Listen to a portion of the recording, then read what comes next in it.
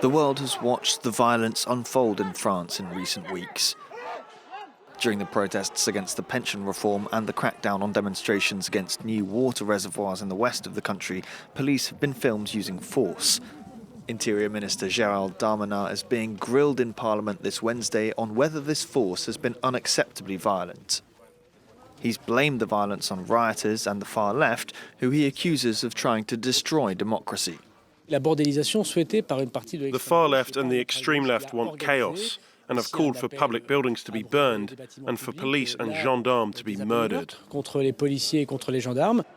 Since the protests took hold in January, more than 440 police and gendarmes have been injured, but no official figure has been provided for the number of injured civilians. The Council of Europe, NGOs and a UN Special Rapporteur have all warned against the use of excessive force by French police. In 2019, the UN asked the French government to conduct an in-depth review of every alleged instance of police abuse, a request which critics say has fallen on deaf ears.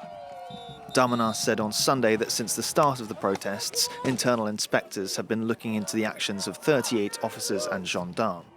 Meanwhile, local prosecutors have begun their own inquiries, for instance surrounding the reservoir protest in Sainte-Soline.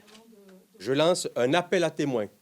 I'm launching an appeal for direct testimonies of the facts surrounding these 4 victims. These clashes left a number of campaigners seriously injured, with one still in a coma after 11 days.